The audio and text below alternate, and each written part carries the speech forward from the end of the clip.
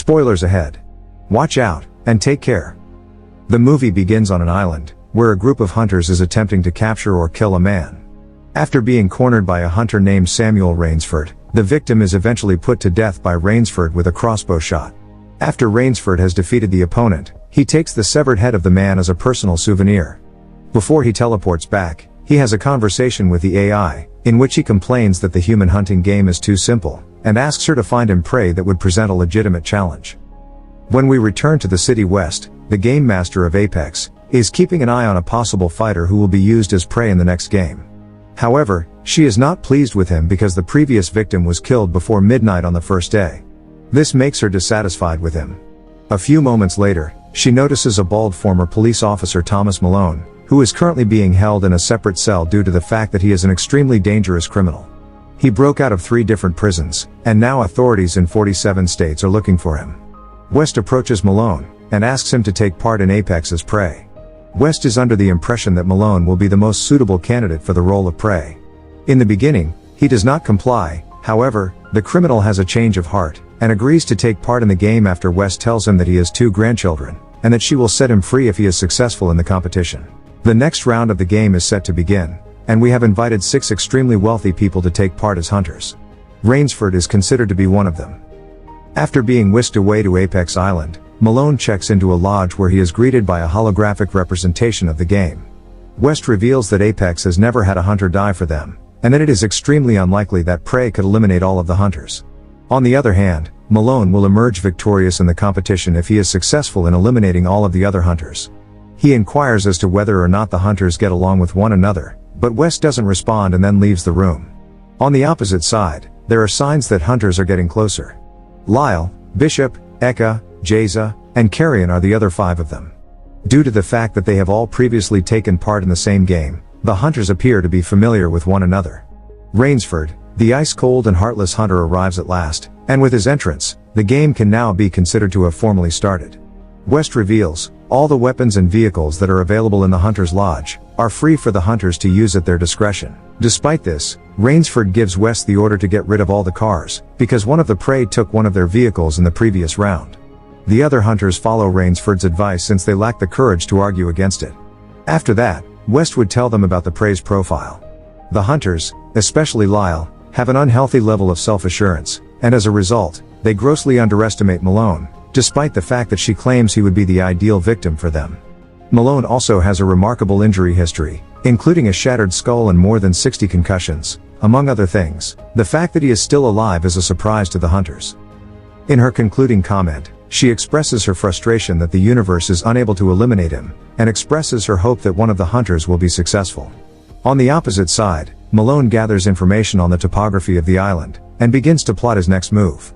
Before he goes out to hunt, West explains that it is acceptable for a hunter to kill other hunters because this is beneficial to the prey. When Rainsford advises that the hunters work together as a team, and lure the prey into a trap, the hunters begin selecting their weapons, while the other hunters want to operate alone and venture alone into the trees. Lyle, who brags that he is brave, begins to explore the jungle, and then abruptly begins shooting erratically with his P90, while Malone is hidden and watching from behind a bush. Lyle makes a request for additional gear to West, and immediately after, a bag carrying a bottle of water materializes in front of him. Rainsford approaches Lyle not long after that, and inquires as to the motivation behind the latter's participation in the game. However, Lyle immediately begins to criticize him for no apparent reason, telling him that he is sick for having killed his own wife. Lyle's comments are completely unjustified. After being insulted by Lyle's statements, Rainsford pulls out his revolver and begins shooting him, till he passes away. When Bishop arrives a few seconds later, Rainsford lies to him, telling him that Lyle was killed by the prey. Bishop is not that naive, and he is aware that Rainsford is the one who committed the murder. He warns Rainsford that he will reveal the information to others, if the latter does not comply with his demands, once they have left the island. It isn't long after that when Jaza, Eka and Carrion show up, and Malone, who had been listening in on their chats, tries to divert their attention with a stone. The hunters begin randomly firing their weapons in an effort to draw Malone out, while he creeps in undetected, successfully takes a weapon, and then flees. Rainsford provides the hunters with a strategy, and suggests that they discuss their efforts together. Nevertheless, the hunters underestimate the plan's potential and dismiss Rainsford. While Eka is still wandering around in the jungle, he comes across a sign, just as Bishop unexpectedly appears out of nowhere. As is his custom, Malone observes them covertly from a safe distance. They begin to compete against one another, in order to satisfy their own inflated sense of self-importance, each believing that they are inherently superior to the others. Malone shoots them with the gun he stole earlier, and manages to injure Bishop, but the bulletproof vest protects him. Eka is knocked unconscious after being chased by the prey, which then kicks him, forcing him to fall down the hill. Bishop comes across Eka, who is limping around with a broken leg, and threatens him. He attempts to fight back, but Bishop begins to experience psychotic episodes, so he gets a knife, and ends up fatally murdering his colleague. After leaving, Bishop runs into Carrion, who comes dangerously close to decapitating him with a machine pistol. Carrion is informed by him that Eka was slain by the prey, and that he was unable to save Eka in time. Carrion is adamant about observing the deceased individual so that he may return the body to his father, who is willing to pay for it, and give him a fitting send-off after a suitable burial. The hunters' first day of hunting is completed, and they are now on their way back to the lodge. Rainsford comes upon Jaza, who has been waiting there the whole day, and shares with her the information he has gathered about the location of the prey. Not much longer after that, Carrison shows up there, bringing the dead Eka with him, and he tells Rainsford and Jaza that Bishop is the one who is responsible for what happened. The following morning, Malone wakes up while having disturbing flashbacks of his time spent incarcerated. After that, he makes an effort to take advantage of his newly found liberty by wandering aimlessly through the woods, and feeding on radioactively altered berries. Wes suddenly materializes in front of him, and cautions him not to consume the berries, because they have the potential to induce hallucinations, but he does not care about this warning. She then informs him that he will be safe as long as he continues to live for the next 6 hours after that.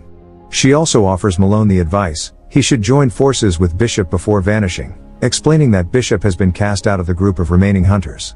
Jaza makes a rash decision to place a large order for Lyle's shares in the stock market, when she is in the midst of the forest. She is aware that the price of the stock would increase dramatically once the news of Lyle's passing has become widely known. However, she manages to stumble on one of Bishop's field mines by accident. She begs him to turn off the mine while she points the rifle at him, but he refuses to comply with her request. He then begins to ramble on incoherently, and offers Jaza his help in exchange for a partnership with which they can overthrow Rainsford, seize control of the lodge, and kill him. Long story short, she is successful in luring him and convincing Bishop to take her place. Unfortunately, Jaza stumbles on another landmine after being arrogant and attempting to shoot him. Bishop is able to press the precise detonator, and the landmine explodes, shattering Jaza, while leaving him unharmed as he moves away from the mine. Shortly after that, Malone comes to the realization that the gun he is carrying is unloaded. After that, Bishop finds Malone and begins firing at him, but all of his shots miss. He makes Malone an offer to work together, arguing that the two of them could become even more dangerous if they worked together. Malone though argues that working independently is more to his liking. Instead, he chooses to aggravate Bishop by telling him that he does not deserve to kill Rainsford, and that he does not have the necessary level of competence. Bishop feels insulted, and agrees to take up the challenge of removing Rainsford from the competition.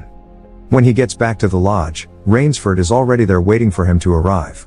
Bishop is hesitant to attack, since Rainsford is able to readily read his actions, and foresee what he will do. Carrion appears out of nowhere and enters the armory. After that, Bishop and Carrion begin to attack each other with their fists. During the conflict, Bishop admits that he killed Jaza, and that he appeared to take pleasure in it, which infuriates Rainsford, who then joins the conflict on Bishop's side. It winds up being a fight of 2 against 1, and Rainsford is the one who prevails in the end. Carrion is hesitant to work together with Rainsford at first, because he believes that Rainsford is sick and a monster. However, after a lengthy discussion, they eventually come to an agreement, in which Rainsford will pay Carrion a significant amount of money, in exchange for Carrion killing Malone. Carrion makes his way back to the woods, and makes an attempt to eliminate Malone. On the other hand, Malone is simply too powerful for him, and he ends up severing his neck with an axe. When Rainsford discovers that Carrion has been killed, he gives Wes the order to retrieve 5 mongrels from the outer world, so that they can assist him. They do not waste any time and arrive at Apex Island, where they immediately begin their search for Malone. Carrion expresses his delight at the fact that Rainsford has successfully hunted a victim with the mongrels for the first time.